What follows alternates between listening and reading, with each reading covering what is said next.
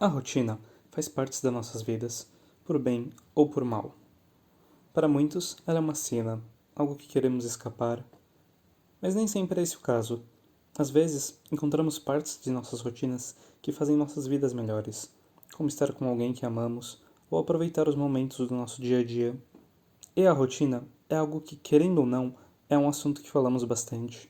Para isso, preparei esse vídeo com dicas de como falar da sua rotina da melhor forma possível no inglês, usando algo chamado Simple Present. E para nos ajudar a entender esse tempo verbal, que de simples não tem lá muita coisa, temos essa obra de arte chamada Stardew Valley.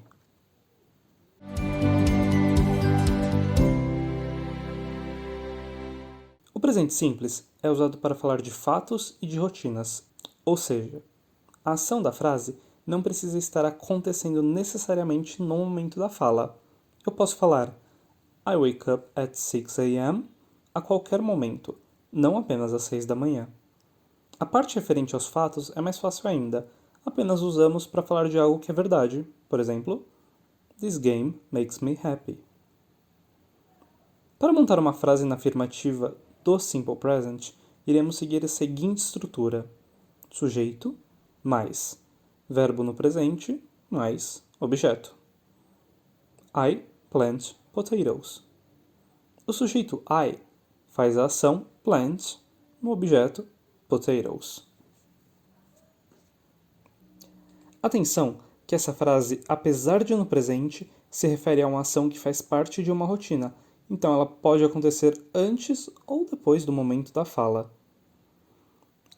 A parte que mais vejo alunos de inglês, avançados ou não, errando é na terceira pessoa do singular, ou seja, o he, she and it.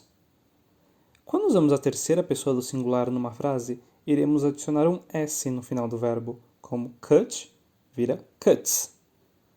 Dependendo do verbo, será necessário uma ajudinha de outras letras também.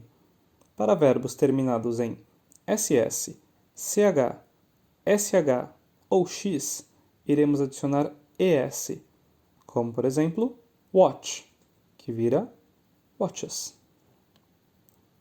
Para verbos terminados em consoante mais y, iremos remover o y e adicionar ies, como cry, que vira cries. You mine the rocks.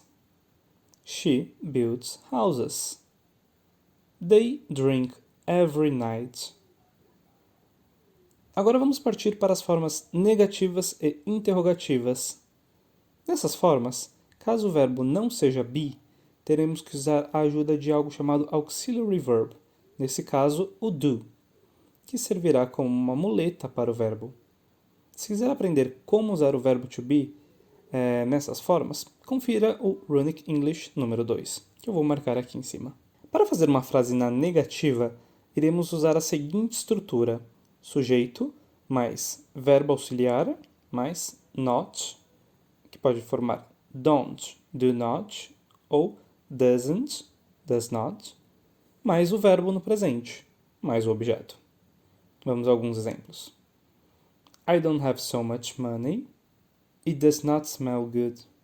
Nesse caso, quem recebe o S é o do, e não o outro verbo. We don't know how to fight. Para fazer uma interrogativa, iremos usar a seguinte estrutura: verbo auxiliar, do ou does, mais sujeito, mais verbo no presente, mais objeto. Do you plant trees? Does he live alone? Assim como na negativa, quem recebe o S é o do. Do they study every day? E é isso. Agora vocês possuem as ferramentas necessárias para falar do seu dia a dia em inglês. Espero ter ajudado, mas se restou alguma dúvida, comenta aí ou me chama no Instagram ou no Twitter. Pelo Instagram, trago conteúdo diariamente, com atividades, conteúdo de jogos e fatos interessantes. Além disso, tenho um canal na Twitch chamado Jogando à Distância, onde faço lives jogando, contando histórias relacionadas a jogos e respondendo perguntas. Todos os links estarão nos comentários. Thanks for watching. See you guys later.